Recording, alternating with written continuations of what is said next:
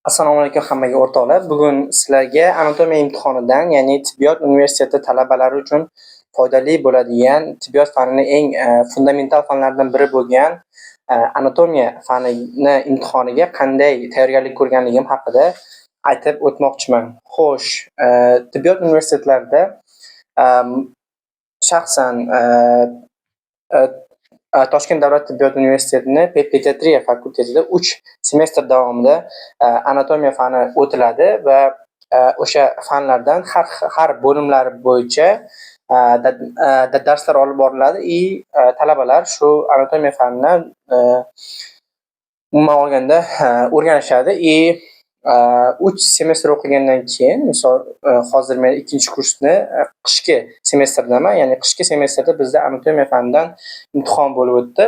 Qanday imtihondan o'tganligim haqida emas, chunki imtihondan muvaffaqiyatli o'tish meni qo'limda emas, meni ixtiyorimda emas, men unga ta'sir ko'rsatolmayman, lekin men harakat orqali nima qilganlarimni aytib berishim mumkin.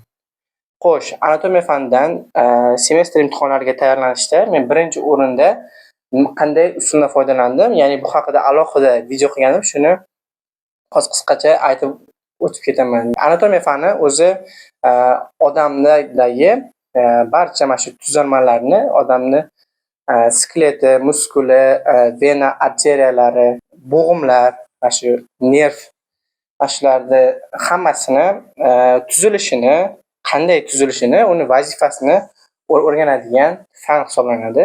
Avvalambor aytib o'tadigan bo'lsam, unda har bir bo'limlari bor.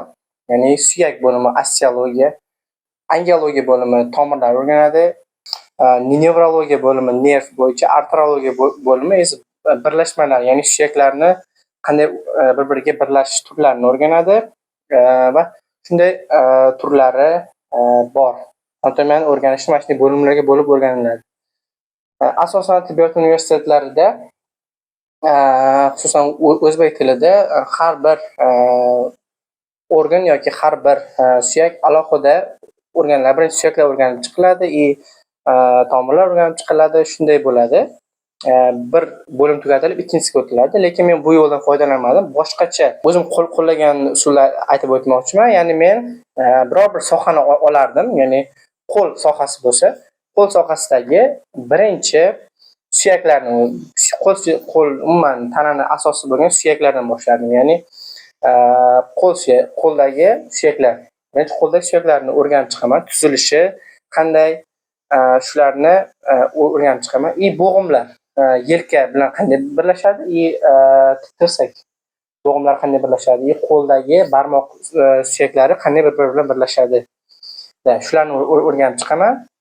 Qo'ldagi va ketma-ket bo'limlar bo'yicha ketyapti. Ya'ni birinchi suyakni o'rgandim, keyin bo'g'imlarini, keyin muskullari. Qanday muskullar qayerga birikadi va u qanday vazifani bajaradi. Qo'l sohasidagi keyingi bo'lim bu tomirlar. Ya'ni arteriyalar qanday joylashadi, nomi nima, qayerdan o'tadi, ya'ni venalar. Albatta biz inyeksiya qilayotganda qo'lga venaga inyeksiya qilayotganda qaysi tomirlarga inyeksiya qilinadi, asosan shularni o'rganib chiqdim. Keyin nerv bo'yicha. Ya'ni qo'lda qaysi nervlar, qayerdan chiqadigan nervlar innervatsiya qiladi, shu bo'yicha o'rganib chiqdim. Ya'ni bir sohani olib, o'sha bo'yicha tayyorlandim faqat.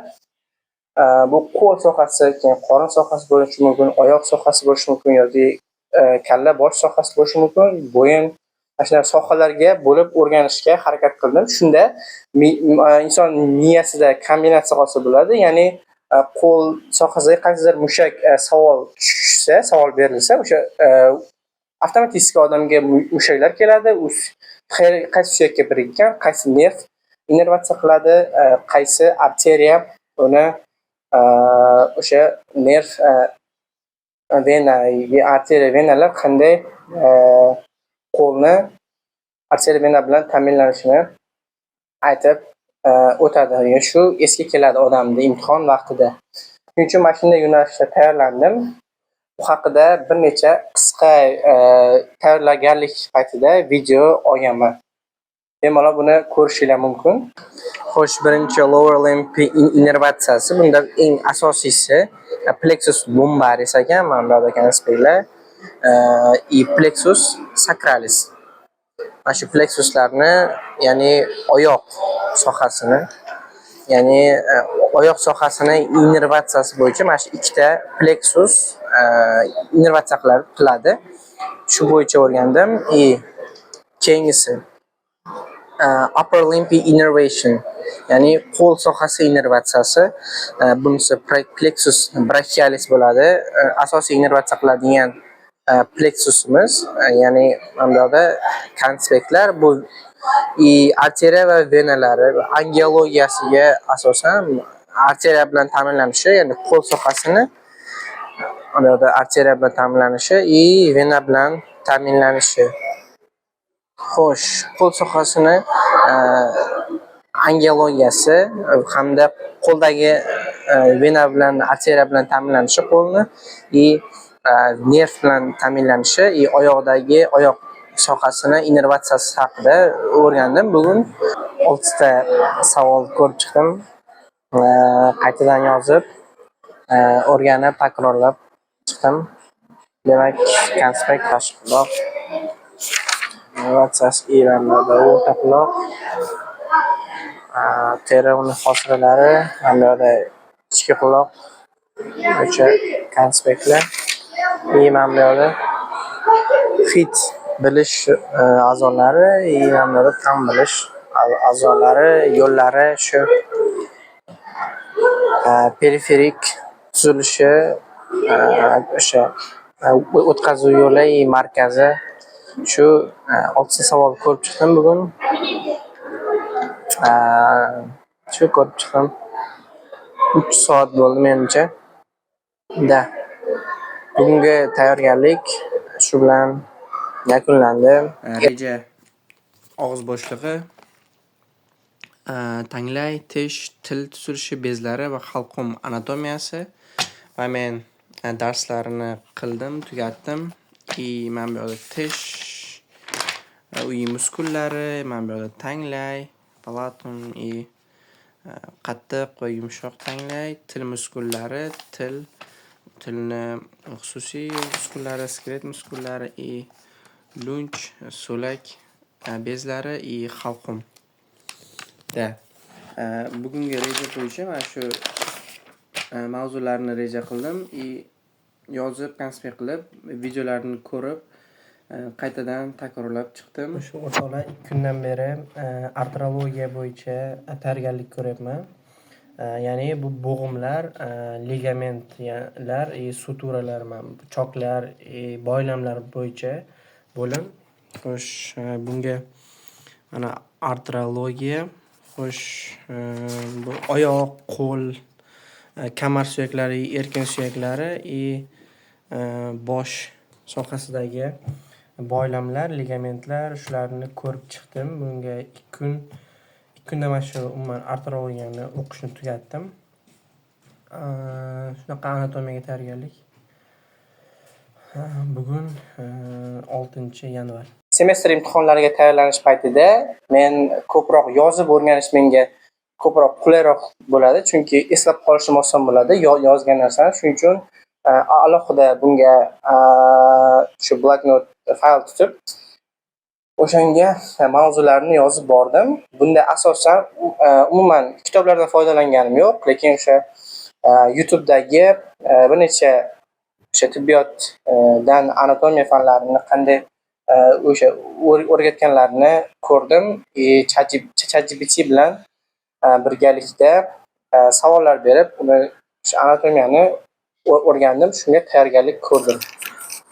Va nihoyat, xudo xolisa bugun imtihon kuni, ya'ni anatomiyadan sessiya bo'ladigan kun. Va nihoyat shu kunga yetib keldik. Soat 7dan 10 daqiqa o'tdi. Ko'cha hali qorong'u, qish payti. Xo'sh, imtihon qanday o'tadi? Imtihonda 4 ta savol bo'ladi. O'sha 4 ta savol har bir bo'limdan tuzilgan bo'ladi. Misol uchun angiologiya, osteologiya, nevrologiya shunga o'xshash. har bir har xil bo'limdan tuzilgan bo'ladi. 4 ta yana ichkarida 4 ta yo 5 ta o'qituvchi o'tiradi. O'sha o'qituvchining har biriga bitta savolda topshiriladi og'zaki. Oxirida asosiy o'qituvchimiz o'sha baho qo'yadi. Oxirgi natijaviy bahoni qo'yadi. Ertaroq borib, ozgina yana tayyorgarlik ko'rib davom etaman. Kecha deyarli soat 12 gacha imtihon savollarini ko'rib chiqdim. Yana qayta tayyorlandim. Uxlashimdan oldin ham o'zi xayolimga kelyapti-da, ko'zimni yumib endi uxlamoqchi bo'lsam, ertalab imtihon endi kamroq bo'lsa ham ozgina uxladim. Uxlayotgan paytimda ham hayolimga kelyapti-da. Mana bu qanaqa nerv edi, mana bu qanaqa arteriya vena edi nomli ishlar hayolimga kelib, mana shu uxladim. Mana shu xayollar faqat shu. Og'zaki imtihon oson emas, ma'lumot juda ko'p. Shunga ketdik unda. Universitetda xudo xolsa bu yerga davom etamiz.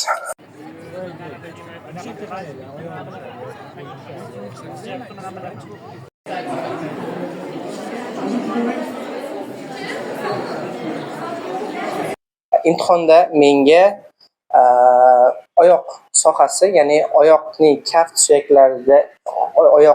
suyaklari tushdi va menga pastki kabak vena, etiklarning jinsiy sistemasi 3-savol, 4-savol esa harakat tizimi bo'yicha savollar tushdi. Va shu imtihon jarayoni shunday bo'ldi. Har bir o'qituvchiga alohida topshiriladi. Imtihondan shunday o'tdim, shunday harakatlar qildim, shunday o'qidim. Natija berdi. Shularni sizlar bilan bo'lishmoqchi bo'ldim. Xo'sh, keyingi videolarda ko'rishguncha ushbu video 1-kurs, 2-kurs tibbiyot talabalariga foydali bo'ladi degan umidda tayyorlandi. Sog' bo'linglar, keyingi video kontentlarda ko'rishguncha.